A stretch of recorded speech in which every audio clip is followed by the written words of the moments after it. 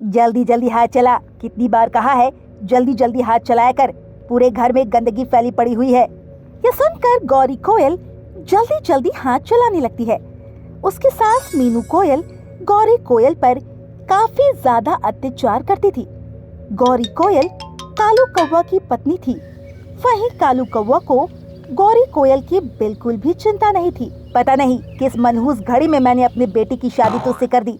मैंने सोचा गरीब घर की है तो हमारे घर को अच्छी तरह देखेगी, दहेज में कुछ लाई भी नहीं। आप ऐसा क्यों कह रहे हैं माँ जी? आपको तो पहले ही पता था ना कि मैं गरीब हूँ। हाँ, मुझसे ज्यादा जवान मत चला। मेरे साथ तो धोखा हुआ है। मुझे तो ये बताया गया था कि लड़की बहुत सुंदर है, पर तू तो बहुत काली कलूटी है। तो आपका बेटा भी तो काला है ना? मेरा बेटा हीरा है, हीरा। मेरे बेटे के बारे में कुछ मत बोल। यह सुनकर गौरी कोयल बहुत ज्यादा दुखी हुई। मीनू कोयल गौरी कोयल को खाने के लिए भी सही से ना देती थी और पूरे दिन घर का काम करवाती रहती थी। कालू कौवा पूरे दिन जंगल में घूमता और रात को घर आता।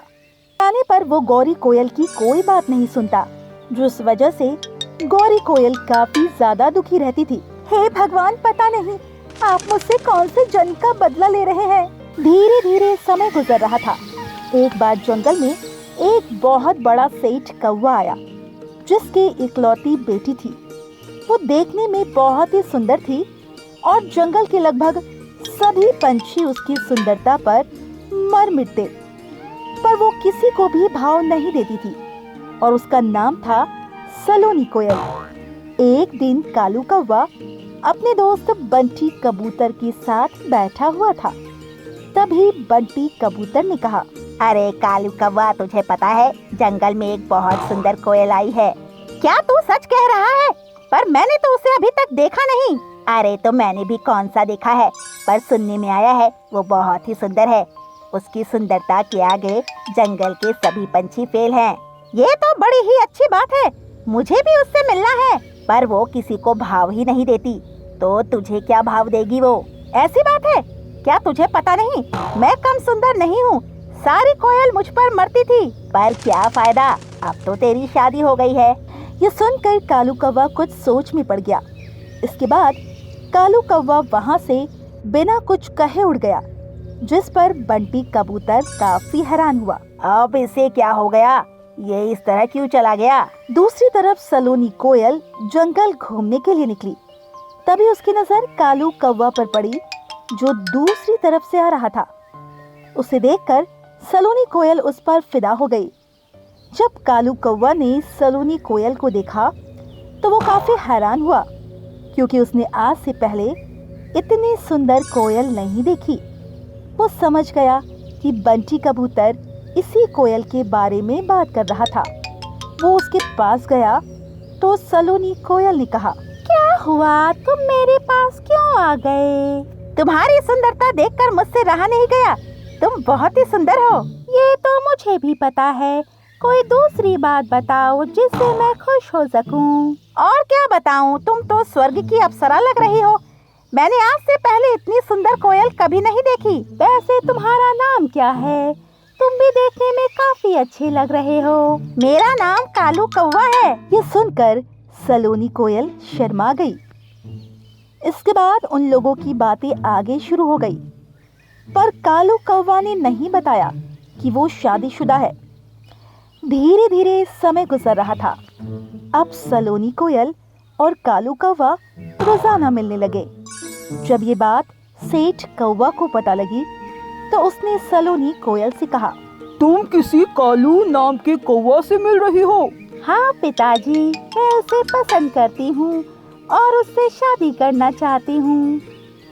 ठीक है, तुम उससे कहना कि मैं उसके घर पर शादी का रिश्ता लेकर आऊंगा। ठीक है। यह सुनकर सलोनी कोयल बहुत खुश हुई। दूसरी तरफ जब कालू कौवा के घर वालों को ये बात पता लगी तो गौरी कोयल बहुत ज्यादा दुखी हुई और उसने अपनी सास से कहा, ये आप क्या कह रही हैं? कालू कौवा तो पहले से ही शादीशुदा है। तू चुप बैठ। कालू कौवा उससे प्यार करता है और वो बहुत अमीर है। तू बस इस घर की नौकरानी है, तो अपना मुंह खोलने की जरूरत नहीं है। ये सुनकर गौरी कोयल के पैरों के नीचे से जमीन खिसक गई, क्योंकि उसे पता नहीं था कि उसकी सास ऐसा कुछ सोचती है।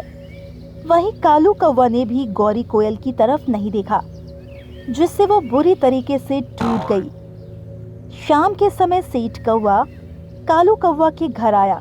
गौरी कोयल ने सारा नाश्ता लगाया। जब सेठ की नजर उस पर गई तो उसने कहा, अरे ये कौन है? ये हमारे घर की नौकरानी है। आप बताइए आपका कैसे आना हुआ? मैं अपनी बेटी का रिश्ता लेकर आया हूँ।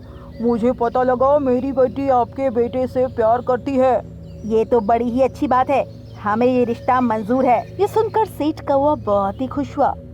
वहीं गौरी कोयल अंदर ही अंदर रो रही थी, क्योंकि उसका पति किसी और का होने वाला था। वो अपने पति की दूसरी शादी नहीं देख सकती थी। वहीं शादी 1 हफ्ते के अंदर था। घर में तैयारियां शुरू कर दी गई। मीनू कोयल बहुत ज्यादा खुश थे। वहीं गौरी कोयल ने अपने पति से शादी वाले दिन बात करनी चाहिए। आप दूसरी शादी कैसे कर सकते हैं? मैं आपकी पत्नी हूँ। मुझे तुझसे कोई मतलब नहीं। मैं सलोनी कोयल से प्यार करता हूँ। ये सुनकर गौरी कोयल शांत हो गई और वो घर छोड़कर चली गई। जब उसे टोनी चिड़िया ने ऐसी हालत में देखा तो उससे कहा, अरे गौरी कोयल, तू यहाँ पर क्या हुआ?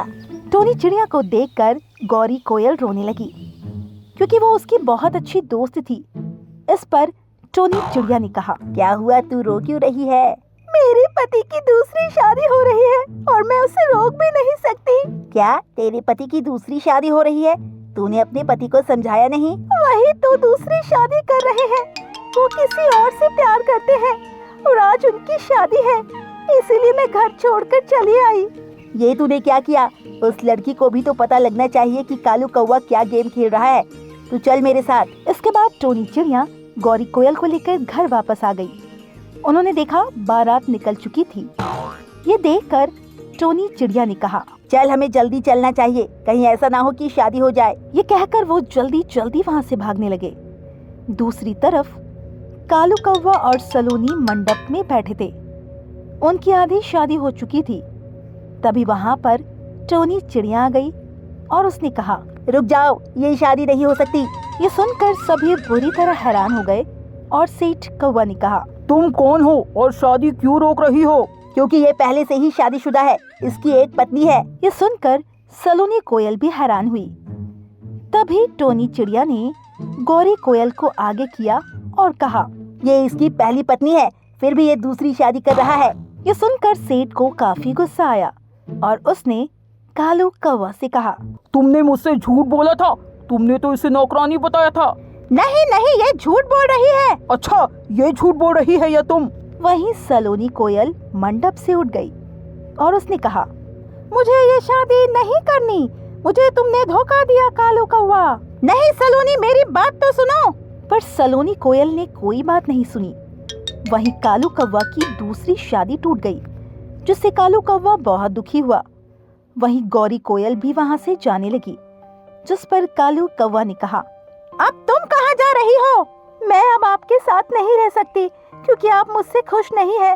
तो मैं अपनी खुशियों का गला क्यों घोटूं? मैं आपको तलाक देती हूँ। ये तुम क्या कह रही हो? मुझे माफ कर दो, मुझे इस तरह छोड़कर मत जाओ।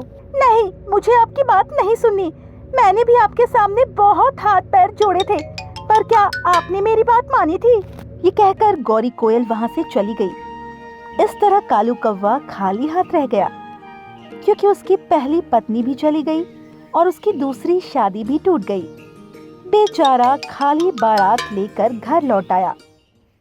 तो दोस्तों, इस कहानी से हमें यही सीख मिलती है कि अगर हम किसी चीज की कदर नहीं करते हैं तो वो चीज हमारे हाथों से निकल जाती है और बाद में हमें उसकी कदर महसूस होती है।